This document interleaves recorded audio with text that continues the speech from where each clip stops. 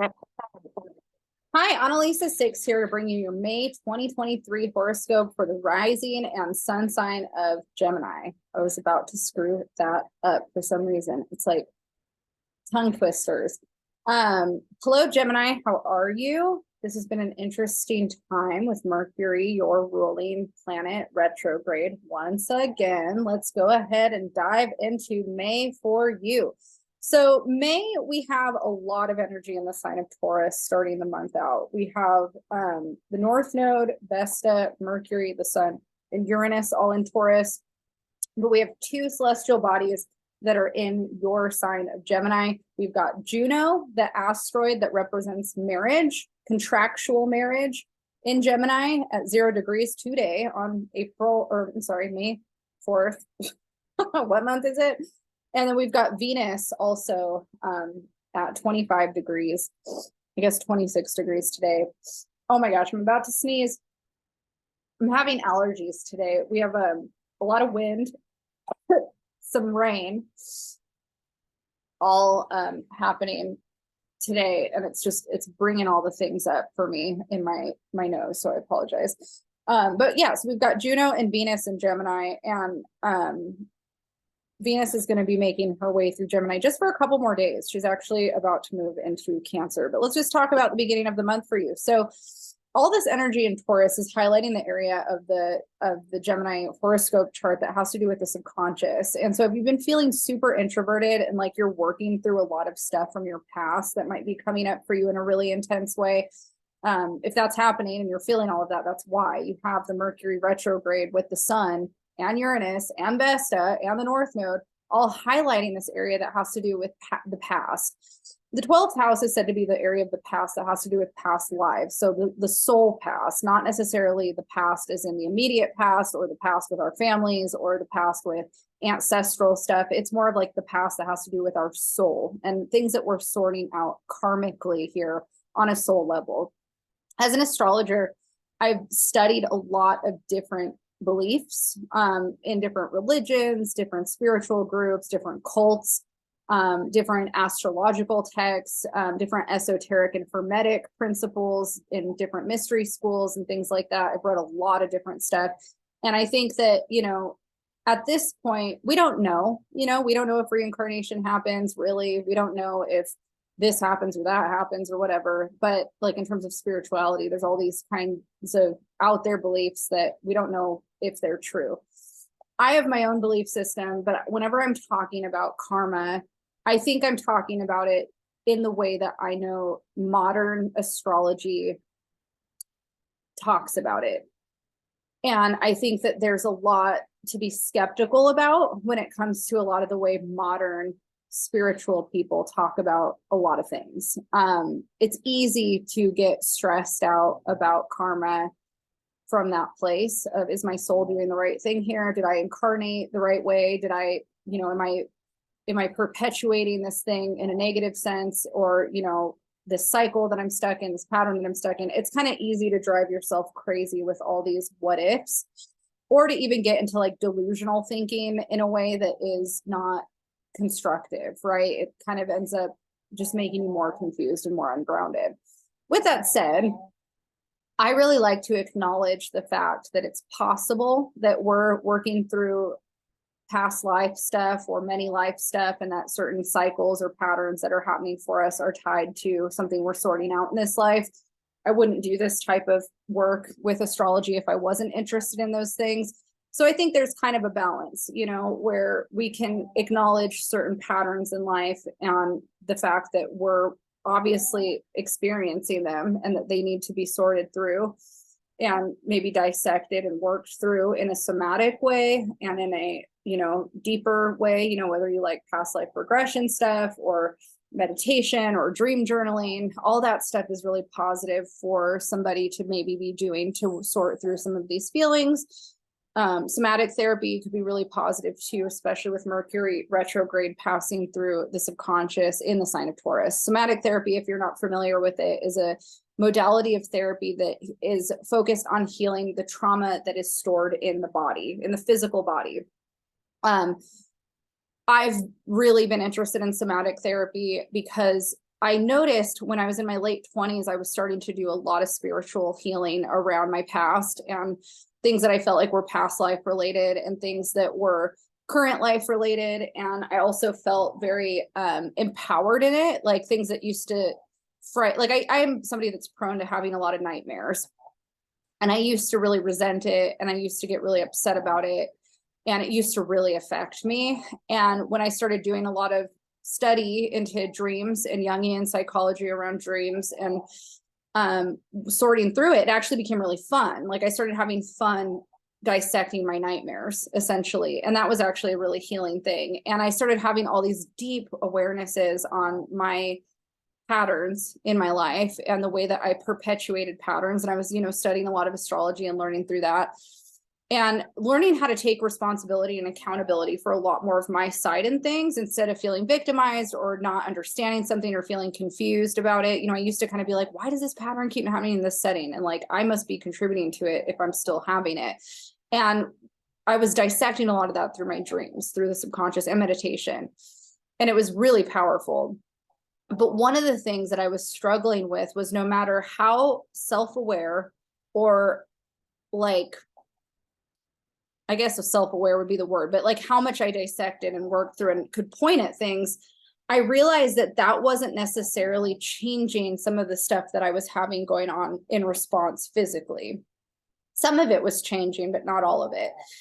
And I started to learn about somatic therapy and how there's certain ways that we can do things that help us work through the physical stuff that our bodies are holding on to. And I'm still working through that. So I don't think that that's something that just goes away after a couple of weeks of studying it and doing it.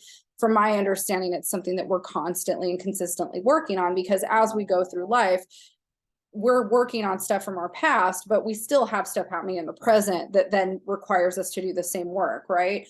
So when we're going through trauma and we're trying to heal trauma, there's different modalities, different ways we can do it. And when trauma is stored in the body, the somatic models are what help us work through that, which is different than the way we work through it mentally.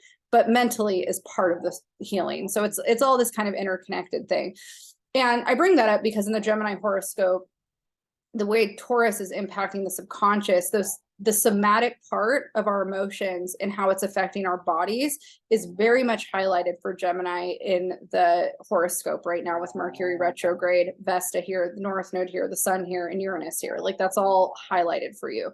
So look into somatic therapy, look into different somatic therapy techniques. Tapping is one that I was taught.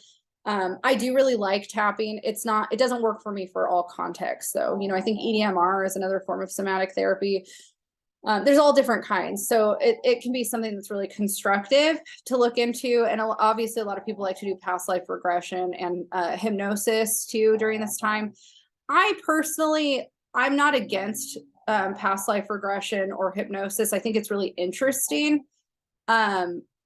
I think it's fun to do. Did it do anything for me? I haven't done enough hypnosis stuff to speak to that. So I'm not going to speak to that at all, because I know it's very beneficial for some people. But I will say that it didn't heal anything for me in a dramatic way. I think it brought awareness to certain patterns that were good for me to have awareness to, and it was helpful. But I think that there's been more internal work that maybe just the way I'm wired, it's easier for me to just process certain things on my own in different ways, or talk. I need to process talk. I'm wired to process talk. And Gemini, being the sign that rules communication, Geminis also need to talk about a lot of things often, depending on how you're wired. Every Gemini is wired differently, but talk therapy mixed with somatic therapy can also be really helpful for those of us that need to process talk. So those are themes. Those are big themes. And the eclipse that we have that's happening tomorrow is happening in Scorpio, it's happening at 14 degrees Scorpio. And so we have, this energy with the Taurus sun, and all this Taurus energy, and then the opposing, the lunar energy is going to be in Scorpio. And that highlights more of your actual kind of reality in the daily sense. So we've got this big highlight on the subconscious part, but then we also have this part in the mundane of like how you set yourself up for success in the mundane on a daily routine way, on a health way. Your health is highlighted. So those are things that you might be focusing on, is like, it's important for me to have daily routines that really help me with my mental health and how I'm processing maybe some of these things from the past that are coming up. So getting those things kind of put into order is good. But also, you know, I talked about this in the astrology forecast. There's a big emphasis on going with the flow and not trying to control too much during this lunar eclipse. So that's also important, you know, is reflecting on the parts of your day-to-day routine and how you're of service in the world in the ways that are helping you. And if there's things that just aren't working and you've been trying them, this is a great time to just say, you know what, I'm going to let go of trying to make that work and I'm going to start doing something different, you know? So this is a good time to reflect on certain things that are no longer working in your daily routine, and even around your own healing journey. Like maybe there's modalities that you tried and you were like, yeah, that was cool, but it's not really doing much for me. That's how I felt about a lot of healing modalities I've tried, where I'm like, this definitely seems to work. This over here, I could take or leave, you know? And I think that this is a time for you specifically, Gemini, where you could be benefiting from that reflection and being open to maybe some different ideas or perspectives that maybe you haven't noticed or been aware of yet. Juno and Venus in this identity house area, you're reflecting a lot on your identity around relationships with other people. And so Venus and Juno, you know, Venus is that when it's passing through this area, it's really emphasizing a need for self-love and self-acceptance. So you're supported while Venus is moving through the beginning of May to really focus on nourishing yourself. And also Juno here, you might be reflecting on what you need out of your relationships with other people, but also out of your relationship with yourself and what that is changing or evolving into. Mars is actually passing through Cancer right now and is in the area that has to do with your finances. Mars here can kind of bring up some tension around your sense of security in the world around your money or stability. You're also more impulsive with money when Mars is passing through here. So this is also one of those areas where you have to be mindful and careful not to overspend, because if something comes up that you weren't financially planning for and you've been loose with your money, that could be a little bit of a problem. Venus is going to join Cancer though and help your finances, I think around the 7th. So when Venus enters Cancer, it's going to be entering your area of finances, which is really positive for getting finances in order, generating more income or money into your life. So that'll kind of help ease some of what Mars has been doing potentially, hopefully, and Venus will be in that area for the rest of May. Jupiter is going to be joining the Taurus party around the 17th, I think. The 16th, I believe, is actually the exact day that it enters. Let me double check that. I'm pretty sure that's correct. And so it's going to be joining that party, you know, where I'm talking about somatic healing, on the 16th. So, you know, all of that energy there. And by this point too, Mercury will have stationed direct. So Mercury is stationing direct the night of the 14th. And then shortly, you know, a couple days later, we've got Jupiter entering the Taurus party. And so we get this kind of boost of seeing a clear path, maybe feeling more grounded again, the dust kind of settling from the retrograde, and Jupiter kind of here helping you expand and grow into these new spaces that you've been reflecting on since the retrograde had started. So again, Jupiter here is expanding our awareness around our subconscious and our past and our soul's journey. And, you know, when people are going through these big transits through this area, like with Jupiter here, or if Saturn's passing here, which Saturn is not passing here for the horoscope, but if Saturn was, this is also a time when people do reflect on sobriety. And so again, like this, you know, horoscope channel is, you know, tailored towards people in recovery. But if you're not somebody in recovery and you're feeling like substances are not serving you in a positive way right now, taking a break from them or considering sobriety might be something that you're really thinking about for the benefit of your health, mentally, emotionally, physically, all of that stuff. So Jupiter is going to be passing through the horoscope area of this chart for Gemini for the rest of the year. So, you know, reflecting on your spirituality and the way that you move through your subconscious is highlighted for quite a while for the Gemini horoscope. Pluto also stationed retrograde at the beginning of May in Aquarius. So that makes a trine to that Juno right now And again, you know, the area of the horoscope that this is hitting has a lot to do with your beliefs. And so your beliefs around yourself, your ideologies, your spiritual beliefs, like you might be feeling some change around that. And it's good for you to stay open-minded towards seeing some things differently. You also need to be really mindful with who you put your faith in, because you're more susceptible to power dynamics in unhealthy ways. And so discernment is really important during this time, which can be hard sometimes for Gemini. But depending on how you're wired, you know, if you've got a lot of earth energy, discernment might be a lot easier for you. But discernment is something we're struggling with all of May as a collective. There's not a lot of energy that's grounded until the end of the month, when Mercury has moved out of the shadow period of the retrograde. Then we might be feeling a little clearer on things. But there's so much water energy for the month of May in the signs of Cancer and Pisces that we're more in our feeling centers and less in our practical centers. So we're working through a lot of emotions in May in a positive way. There's a lot of amplification of creative energy, but there's also, it's easy to get ungrounded and a little delusional or a little disenchanted by things, or overly enchanted by things in a way where later we look back on and we're like, why was I so enchanted by this idea or concept that actually was kind of bogus? Like that's something that could easily happen with a lot of the water energy that's happening. But you know, the areas that the water energy is really impacting for you in a positive way is your career. So your career, like there's a boost of creative energy for May. There's a boost of feeling empowered to look at maybe generating more income or stability within your job. There's a boost in creative energy in your job. So, you know, again, like even though it's an ungrounded time and there might be a lot of change, it could also be pushing you in a positive direction where you're feeling more emotionally fulfilled. Or if you're not feeling emotionally fulfilled, you're looking for that. And it's time for you to start trying to find fulfillment in the work that you're doing. So if you feel like you're getting restless or you want to leave a job to find something more emotionally fulfilling, that is very supported and kind of pushing you in that direction in May. I would say that the end of the month is more constructive to make any actual changes than the beginning of the month, just because of the retrograde and some of the more, you know, the eclipse energy and some of the more tense aspects that we have. But, you know, the eclipse that happens might be the catalyst that makes you want to change your job, you know, and where you start looking with where these things are happening, because it's your work, you know, kind of areas that are getting influenced by that.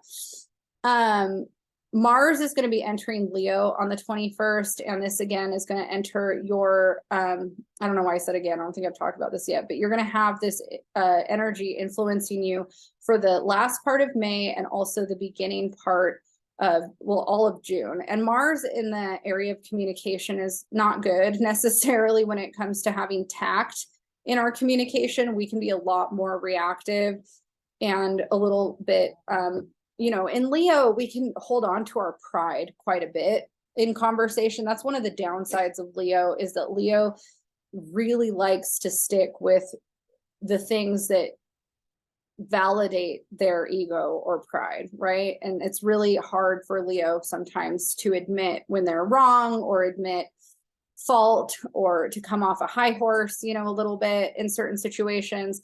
And so when we've got Mars passing through a house of communication in the sign of Leo, we're more inclined to want to win at an argument. We're more inclined to want to be, you know, holding on to where we feel right or prideful about something. We really want to feel valid in what we're saying or what we're thinking. One of the positives about Mars here, though, is that if we need more energy around advocating for ourselves, this is going to happen. Like you're going to feel more of a ability to fight for yourself and advocate for yourself. And if you're somebody that needs that, if you need to be prideful and you need to fight and advocate for yourself, Mars is going to be there helping you through that. So again, you know, it could be positive if you're somebody that needs that boost in that way. May 19th, so we're going to backtrack a couple days here. We have the new moon in Taurus, and again, like Jupiter had just entered that area. And so we're going to have a 28-degree new moon in Taurus that's impacting the area of the chart that has that subconscious again. So healing subconscious trauma, you know, bringing it to the surface, working on really, you know, how we're going to heal it and move on from it. Again, like somatic therapies, things like that is really positive for Taurus to think about. Dream journaling during this time could be really positive. I actually have this dream journal that I still have not used at all, that one of my friends gifted me, that is created by, looks like it's published by a company called Potter. And Caitlin Keegan is the author on here. There's a Carl Jung quote right here. And I haven't dream journaled actively in so long. It's kind of a shame, but this dream journal is pretty cool. I'm not sponsored by it or anything. It was just sitting here. And I have it on my desk thinking that if it's here, I'll sit down and use it. And yet I just still haven't. But I used to actively dream journal. I have a bunch of old journals that have a lot of dreams in them. And it was really fun. And this new moon energy on the 19th is really going to amplify dreams for the Gemini. And so decoding dreams is a nice way to see what's happening in your subconscious and how you're processing things. You know, there's certain symbols that I've learned, like, I think there's like a mug that's used in one of the books where like the person recounting the dream was talking about the mug. And at first in the dream, it just seemed like this mug that they had. But then once they got into like how they had obtained the mug and where the mug came from and where the mug was in the house and like all these things, that kind of brought up that there was this deeper symbolism around the mug that they didn't realize until they started talking about it, that, oh my gosh, this mug is actually tied to this person and this memory. And this is something I've been working through. And so when you start journaling, you know, the things that when you first wake up, you might dismiss as weird or crazy or irrelevant, when you actually really start decoding the dream, you realize that there's things that are a lot more deep or relevant than you might have thought, you know? So that can be a really fun part of dream journaling. And that's part of working through the subconscious, is that the subconscious brings things up in ways that feel kind of like riddles, you know, and it doesn't make sense to us always until we learn, you know, these things. Another thing that you can do in dream journaling that I really like is working with animal helpers or totems. You know, I dream a lot. Ever since I was really young, I've had a lot of dreams with animals. And so when I was in my teens, I got really into animal totems and animal symbology in other cultures. And that was kind of my first start with dream journaling, was decoding animal messages in my dreams. And I still to this day do it. I just will look it up online and stuff. I'm just not good at journaling it, but it's just fun. You know, it can be fun and kind of, you know, I've had different animals be really dominant in my life at various times. And I don't know why, but it seems like it's accurate a lot of times when I've had these dreams. I'm like, whoa, like I'll read the symbology and I'm just like, that is exactly what I'm working through right now. So it's cool. It's really fun. And that is something that I advise Taurus, you as an individual, to do while you've got so much energy. Did I call you Taurus? That is you, Gemini, while you're working through all this Taurus energy. What I advise you to kind of work on is the subconscious. And, you know, your career is highlighted a lot, and finding, you know, finding emotional fulfillment in the work that you're doing is a big theme for you over the next couple months for sure. Particularly May, but I think that you're going to be kind of navigating some of that this year, just having Saturn and Pisces, like Saturn and Pisces working through that area over the next couple of years is just kind of making you reflect a lot on what you're doing in the world. And then the water energy that's kind of hitting, you know, is going to really emphasize that too. So that's it. That's all I have to say. I think that I'll just end up repeating myself if I keep going. So I wish you luck, Gemini. And I think June is going to be a smoother month for you. So we've just got a little bit more to get through. If you liked this, let me know in the comments, hit the like, subscribe button, and hope to see you next month.